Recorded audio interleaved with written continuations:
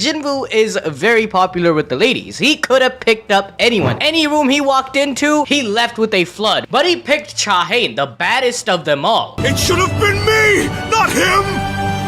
It's not fair! Bro started a whole conspiracy theory in his head when he saw Cha Hae-In's red face. He wondered if she had planned all this long ago with some ulterior motives. Hence, he asked her again why she was going to such lengths, but the only acceptable answer she could give without revealing a lot was that she wanted to live a comfortable life. And yet again, Jinwoo was like, Look, lady, whatever you're selling, I ain't buying, yo. After Jinho suggested the reason for Cha joining could be because her guild overworked her, Jinwoo started thinking that her S-rank status could have been an unbearable burden on her. He even remembered to factor in how Cha's recent injury must have impacted her. Well, no matter how sorry he felt for Cha Hae-In, Jinwoo didn't want to take any risk with her joining, so he made up a random entrance test on the spot. This dude is so dense, bro. Oh my god.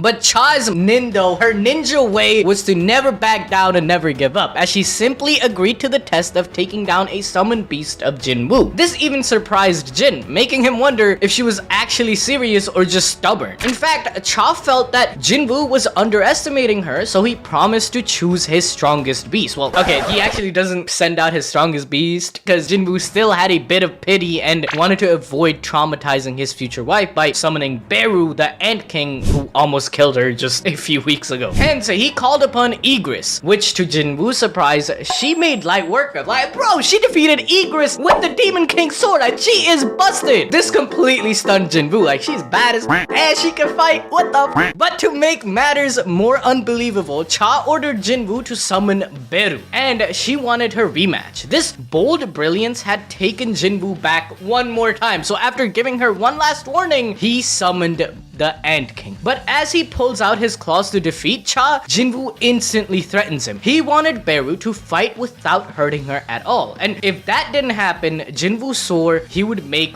Beru's life extremely hard. No more Korean dramas for him.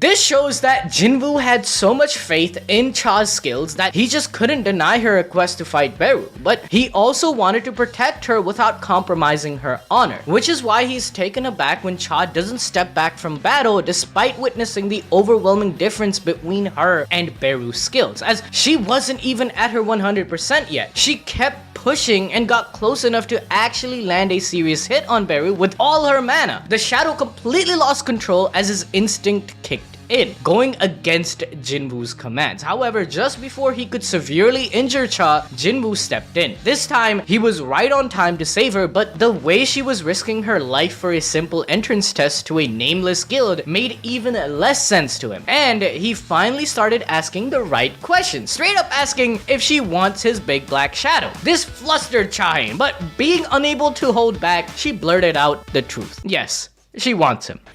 Yeah, boy. Jinwoo, on hearing this, gleefully smiles whilst telling her joining his guild isn't the best way to handle this. Instead, there should be a better way. Obviously, this drove Cha Hae-In crazy out of embarrassment for confessing her feelings. She's literally just like every other girl after having a crush. On the other hand, Jinwoo also starts evaluating his looks and assessing his attractiveness. I'm so tired of being here.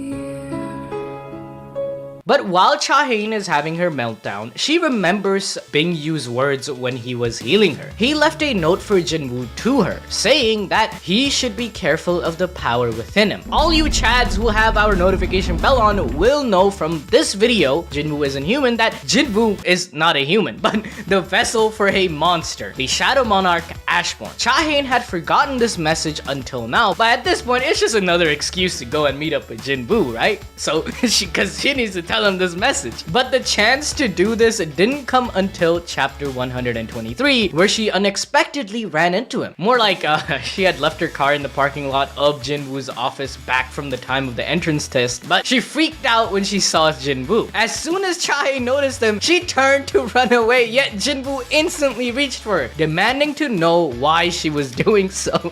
While Jinwoo was in thought, out of nowhere, Cha Hae-In asks him out. Alright, they're finally making some moves here. It was about time because she was jealous as hell. That's right, she was totally envious of this girl, Yoo Soo-hyun. This chick was actually a model as well as an A-rank hunter. In chapter 121, we were introduced to her as Jinho's cousin and ambassador for his father's guild. Jinho ended up recruiting her to their guild, where she was completely on board as soon as she came to know about the owner, even going as far as to take and post a picture with Jinwoo on her Instagram. This is why Cha Hae-In was burning up in jealousy with a ton of questions on her mind as to why he took a picture with her or hired her in the first place. Why her and not Cha Hae-In? Isn't she a better candidate? She's an S-rank hunter. She's probably the strongest hunter in all of Korea after Jinwoo. So why the hell pick this A-rank nobody? Are they dating or something? Like all these questions going on her mind. But once again, Cha Hae-In couldn't ask any of this or she would appear insane. So she just stated that she wanted to convey Bing Yu's message to him. The biggest contributor to this ship is literally this healer. This guy, he made the ship sail. Hearing that this was about his powers, Jinwoo instantly took interest with that. Oh, my powers?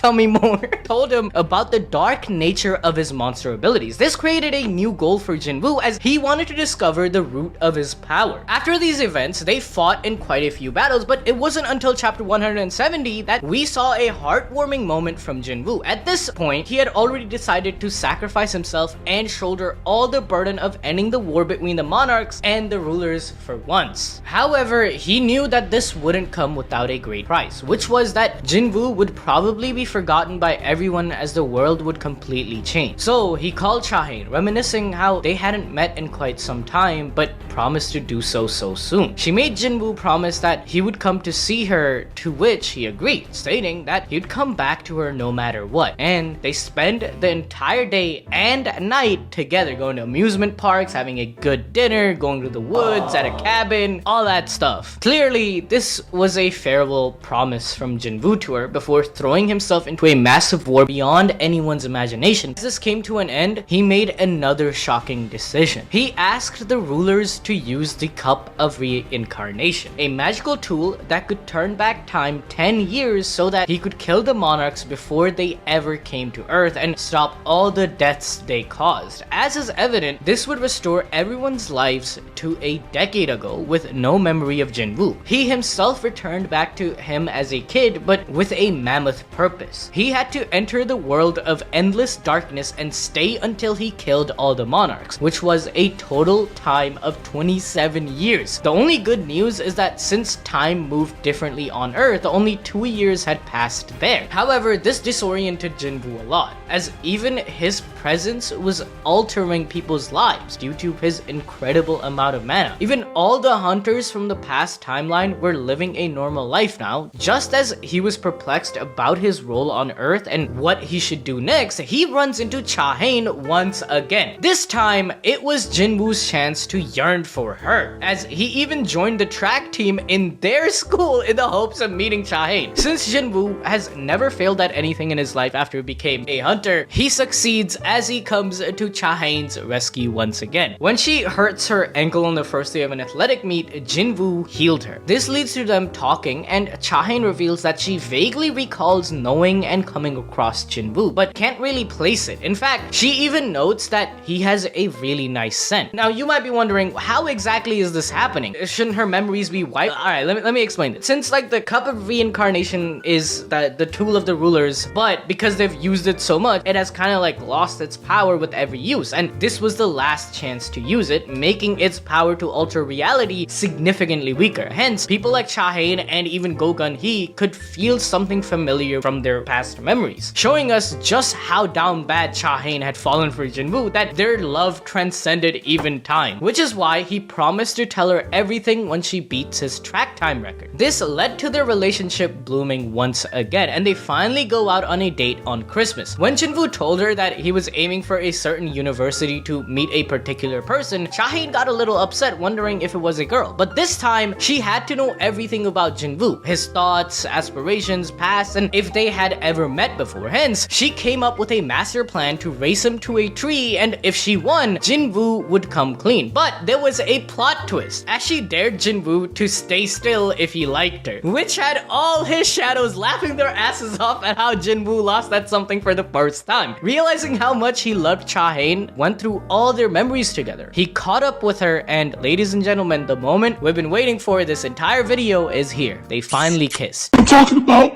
this shit means something to me, man. And afterwards, Jinwoo even took her out on a ride.